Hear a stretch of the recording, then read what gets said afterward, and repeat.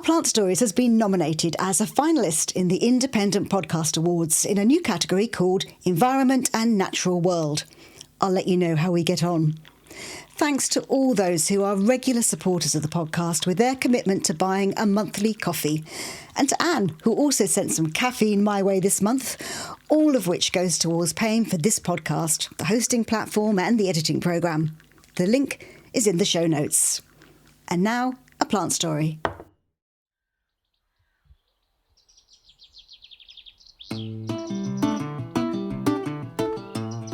Welcome to Our Plant Stories. I called this podcast Our Plant Stories for a reason. My hope is that it'll grow and develop as listeners share ideas, and that's how this bonus episode came about. We've been talking about our knowledge of plants. Can we name the ones we walk past every day? And if we could, would that increase our respect and understanding of nature? Mary Daly messaged me saying, "There's a group locally to me that write in chalk the names of the plants growing in the nooks and crannies around the town." I was intrigued, and after a bit of research by both of us, I was in contact with the rebel botanists. I think sometimes the Latin names of plants can seem a little intimidating, alienating, but not in the hands of the rebel botanists. Latin names are really interesting. So, for example, the first... It's become more of our symbol, the daisy. It's become our symbol, really. But the first Latin name we all learned was Bellis perennis, which is the Latin for the daisy, which actually means forever beautiful. So the perennis bit comes from perennial. It comes back all the time. And bellis is beautiful. So, you can start to translate the Latin quite easily and get more of an understanding of that plant. Meet Elizabeth Richmond, who likes to be described as a rebel botanist. I met her recently in central London. She'd come here for the Restore Nature Now march. 100,000 people, 350 environmental groups coming together, including charities like the National Trust and the RSPB, alongside direct action groups like Extinction Rebellion. Their message to politicians to act more decisively and robustly against the biodiversity crisis. Liz and I found each other amidst the crowds by the statue of Gandhi in Parliament Square, and we headed to a quiet spot so she could tell me about the work and when it all started. We formed at the very beginning of May 2020. It was when, during COVID, and I had just stopped working, obviously because everyone sort of stopped working, and some people felt that was a bad thing, but for me, luckily, it was a great thing because I just went walking. And it was the first time, because I'm a teacher and I'm really busy and I've got lots of commitments, but it was the first time I could just stop and not have to think about looking at my watch. So I used to just go walking in the park where I live and just walk. I think I'll go for a walk for an hour, but then I'd end up getting back home at 4 or 5 hours later, and I just felt it was the most relaxed I've ever felt. It was amazing. And during that time, actually, Chris Packham and Megan had started doing this isolating bird club, which was this thing on their internet, which they did with their phones from his back garden.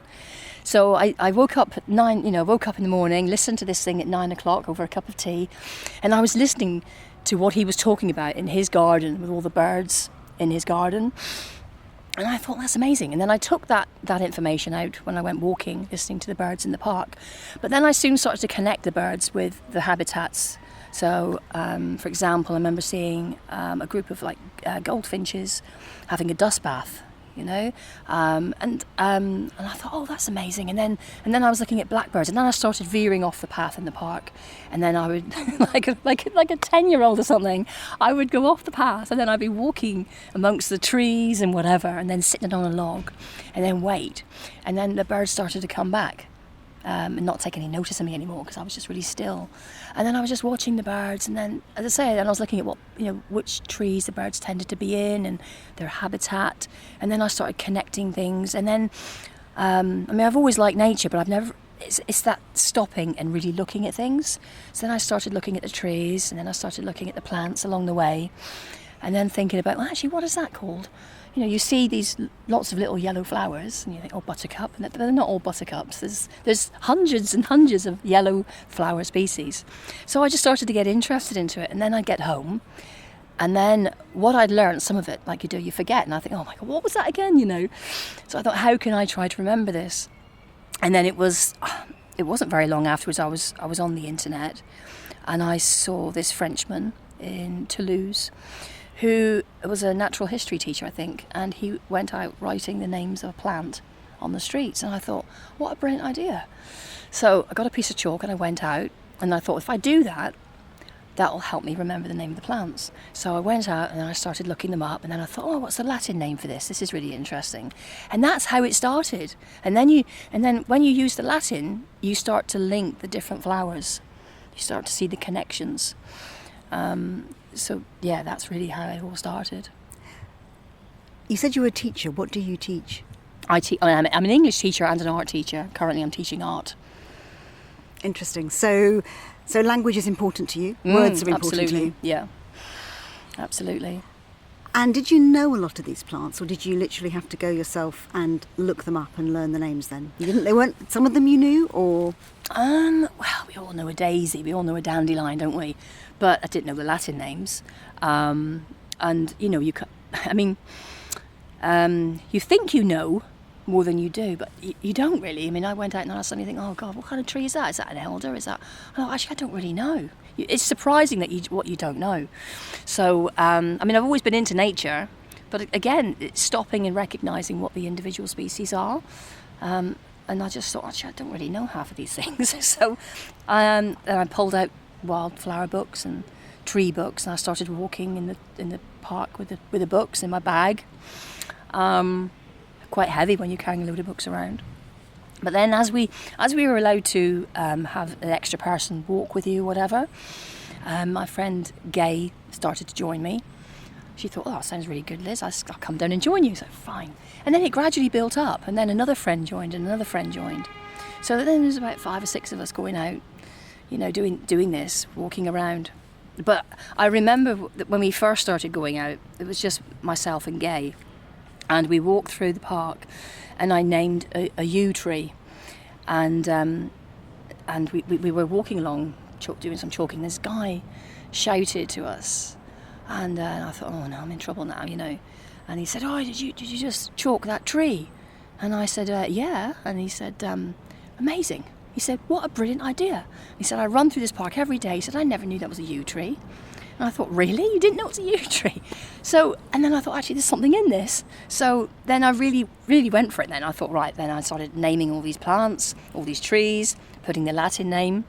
And it just built up, and then started, making connections, saying, like oak trees, how many species that they can, sustain, and things like this. So, and it just got really, really popular.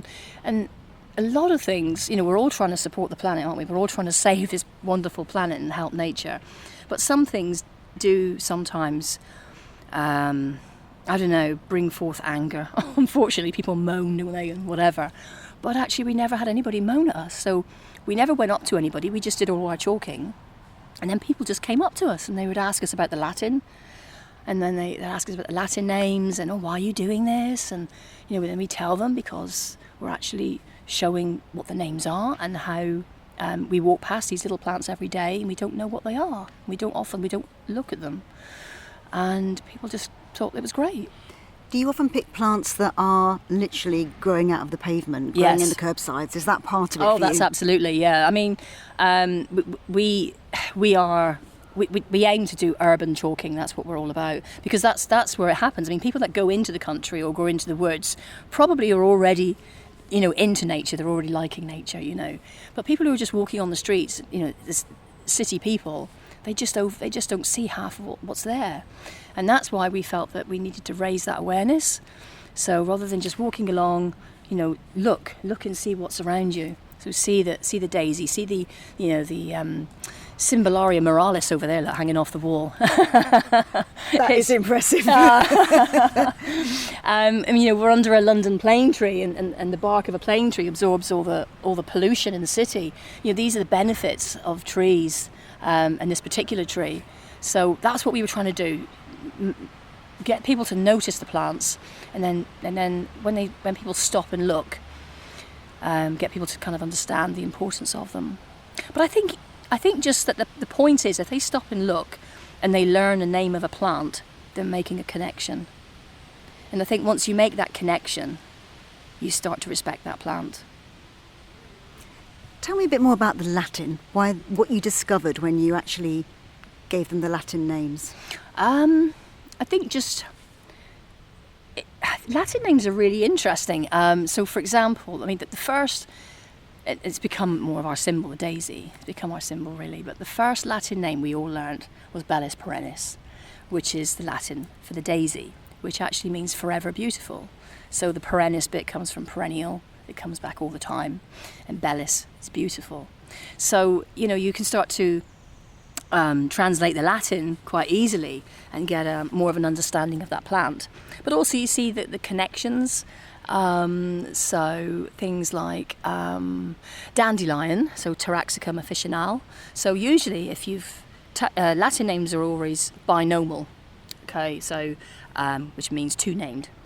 So at the end bit, officinale, normally means that if a plant is officinale, then it's identified as being important to medicines or in herbal medicines. So, learning the Latin is really interesting. It's really important, I think. People don't know Latin and they'll say, well, what does that mean? You say, well, if you see a plant that's officinale, it's connected to medicine. We need those plants. Will you write the common name as well? We write the common names as well, yeah, absolutely, because people think, what is that? They won't have a clue. Like the Cymbalarium moralis over there, that's ivy-leaved toadflax. So, and most people don't know what that is either. But it's those lovely little purple and yellow flowers that crawl up the walls, that come out of the cracks in the walls. And they're everywhere, actually, but people walk by them. But like you said, I mean, a lot of the times it is we're not looking at the urban plants in terms of people putting plants in planters. We're not interested in that. It's about those little plants, those little wild plants that are crawling out of the cracks. That's what we love. Tell me about some of your favourite conversations you've had with people who've stopped to talk to you while you're talking. Well, we've had loads, actually. I mean, as I said, it's what's really good about this movement, which we just didn't anticipate. It's something that I started just doing it for me, and it's just kind of moved. It's just developed itself. It's amazing. But I think what's really been good for all of us that are involved with this is just that you don't get anybody moaning at you. People love it. People absolutely love what we do. All ages? All ages, absolutely. And sometimes you would think, because we chalk on the floor, you'd think that would really just appeal to the kids, but no, adults love it. And I think because we don't put anything derogatory. We don't chalk anything derogatory. It's education. It's always about education. So it's educating people about what the plants are, the Latin, and their connection to biodiversity. So because of that, I think people just become... It opens the door to curiosity. That's what I always say. And then once somebody's curious, they want to know more. Whereas if you go up to somebody and you force something on them, here's a leaflet about this and whatever, they're kind of like, oh, I don't know, But we never approach people, they just approach us. And often it's the Latin that pulls them in because they want to know more about it and why we're doing it. But they know it's kind of fun. I mean, yesterday we were in Richmond, and it's, this house, houses there are like £16 million, So you kind of think sometimes that people might think, oh, we don't want this riffraff on our streets, But actually, we had some amazing conversations, and just walking around with the Rebel Botanist sign, people walked up and said, oh, what's this? What's going on? And then in one of the entrances to an area, a beautiful garden area, on the top path, I put walk into nature. And then 3 quite young people came up, and she looked at me and looked at the notice, and she said, oh my God, look at that, walk into nature. And then she looked at the park and said, come on guys, let's go down here. I mean, that's amazing, isn't it? So all sorts of things come from this, and I just love it. Have you seen... You do this around Plymouth, is that right? Is that where you're based? We're based in Plymouth, yeah, but we do it all over. So even if we go on holiday, it's like, take your chalks with you. The chalks are part of our stuff we put in our bag. It goes everywhere. You've got your bag beside you. Have you got chalk in it? Actually no, because I've just given it to Ken to look after. It's a big box of chalks. So Oh gosh, have I got one piece of chalk actually? I might have. Liz is just rummaging through her bag now. I'm feeling confident that she is going to suddenly produce a piece of chalk because... I think just because usually I carry a bag of chalks with me in my bag, but because we'd come up here, and actually sadly one of our rebel botanists died in March. I'm sorry. And she was really passionate. I mean, she was just so passionate about this movement, she really was. And we planned to come to London, and we planned it together, you know, and to do the Richmond Park walk. So she had a big box of chalks. So after she passed away, I took those box of chalks and I brought them with me, but they're quite big. So I've got them in a bag, and now I've given them to Ken because they're just like... Yeah. So for the first time, I don't think I've got the chalks in my bag. I'm really sorry, but we can always get them. They've all got their chalks with them over there. But yeah. Has anybody in any other parts of the country followed your example? Have you managed to kind of get other branches going? Oh yeah, I mean, we get messages through. So we've got a website which is rebelbotanists.org. We've got a Facebook page, and we've recently went onto Instagram. And people message me through Facebook and say, "Oh, could we do what you're doing?" And I'm like, "Yeah, go for it." So I really encourage people to do it. You know, it's great. I think the best one. Recently there was a group from Chumley who sent me a message, and they said, you know, can we do this? And I said, just go and do it. Are you sure we won't get arrested? I said, well, what are they going to arrest you for? Chalking Latin on the pavements? I mean, you know, it could happen, I suppose, but let's hope not. I've not been arrested yet. I mean, I've chalked outside of Westminster. I've chalked all over the place, and I've in front of policemen with their guns, and they just look and smile and walk away. So far, so good. But yeah, I've had several people who have followed our example. I think the one that was the furthest away was in Massachusetts in America. And I said, if you do this, I said, send me some pictures, and they did. And a couple of families with their children in a shopping mall area of Massachusetts, they sent me the pictures, and I thought, oh, that's amazing. That's amazing. That must feel so good. It does. To think you have actually really encouraged other people to go out and do this. Yeah. It really is. But I think, you know, like, for example, like Gay, she's always saying to me, oh, you know, I thought that more people would go out and do this. There'd be groups in every city. But actually, I think people are not very brave. I mean, they say to me, oh, can you come up and help us do it? And I think, well, just get a book, you know, or just get an app. It's easy. But they kind of like us to go up there and start them off. But I think other things have come from it, which I'm really pleased about. So I've got so many people that have sent me messages saying that how they've changed their garden practices. So a lot of the key things I say about Rebel Botanists is we're focused on nurturing wild plants, the native wild plants, because, you know, our native wild plants have taken thousands of years to develop here, and so is a biodiversity that relies on them. So those are the key species that we need to protect. And so also not using pesticides, and definitely no plastic grass. I hate plastic grass. So there's certain things that I sort of talk about on the Rebel Botanist site. So people, you know, lots of people have come back and said, you know, I've changed my practice of how I garden. I've changed what flowers I'm putting in there. I'm doing it more wild. There was a lovely lady who follows us quite avidly, actually, and she now like throws seeds in the hedgerows all around the area that she lives in Wales. So it's fantastic. So lots more comes from it just than people chalking on the streets. Where did the name come from? Well, it was me. I made that name up. So when we started doing it, we knew we had something going, you know, and I thought we need a name for this, you know. So I thought, well, we're doing botany.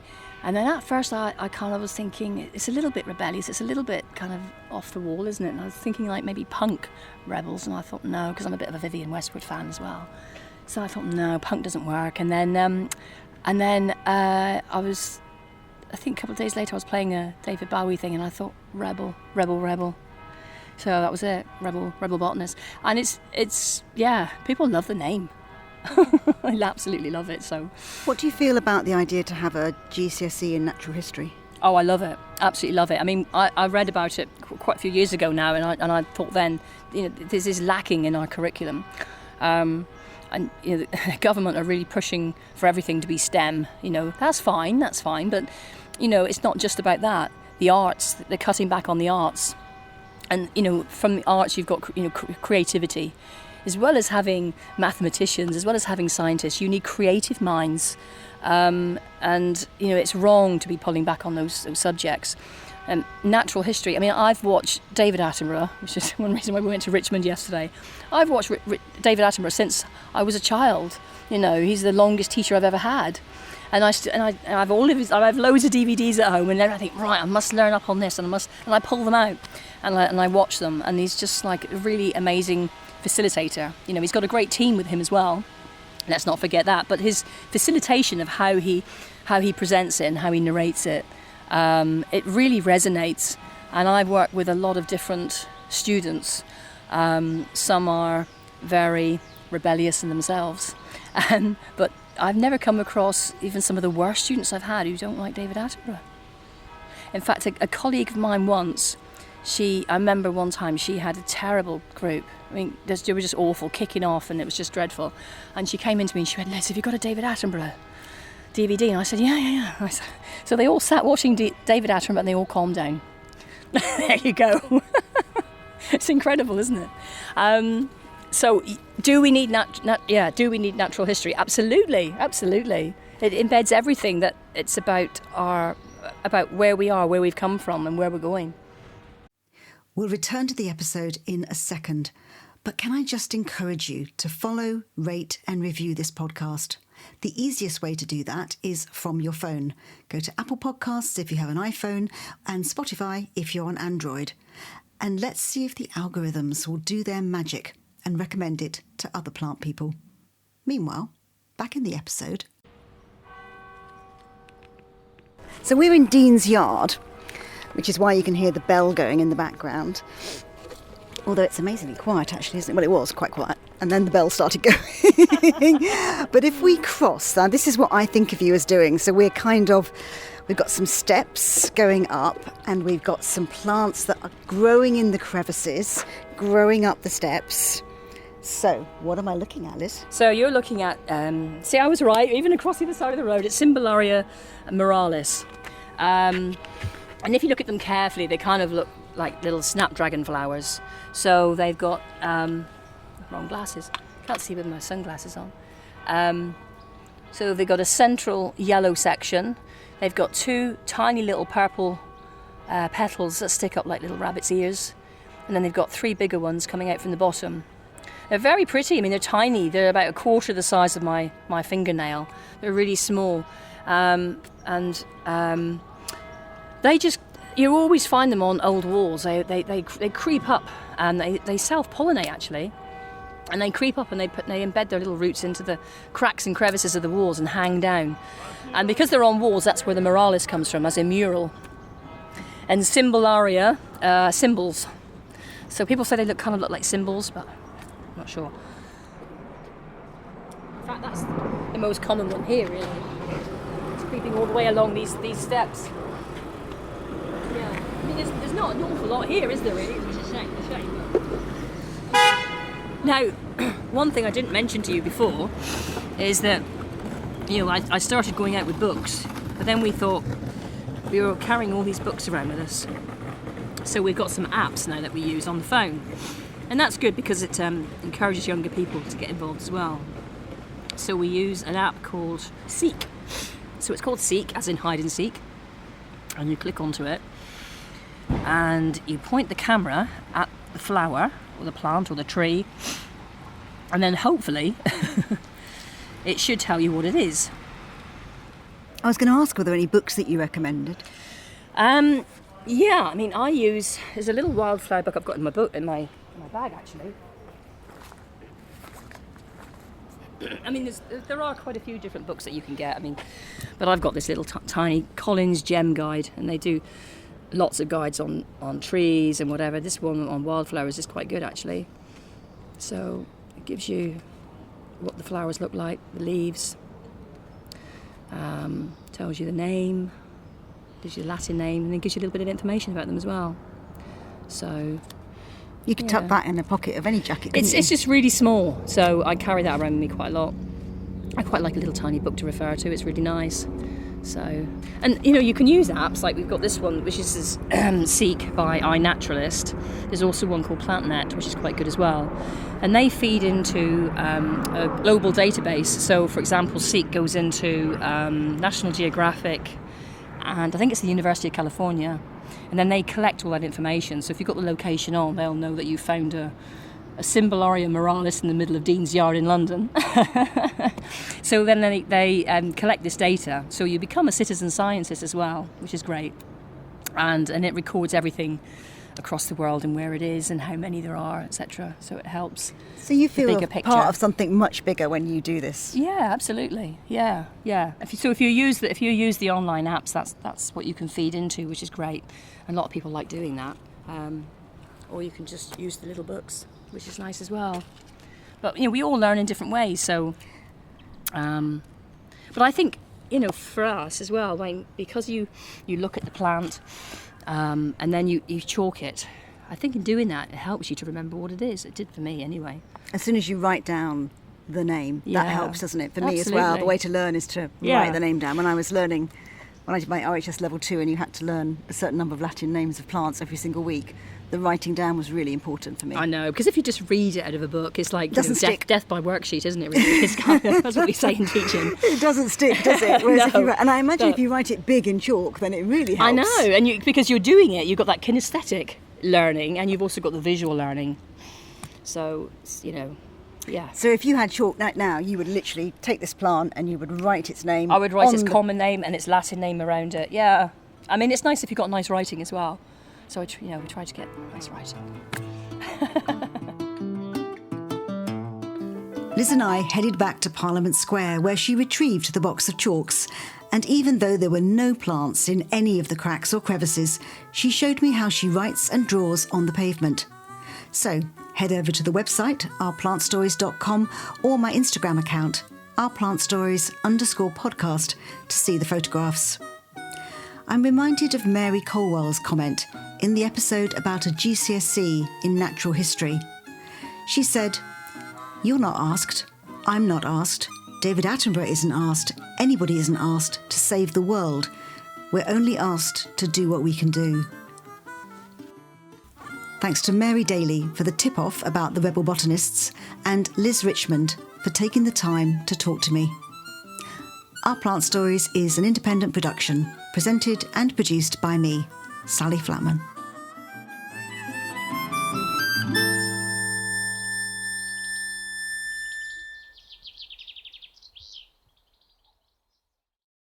Thank you for listening.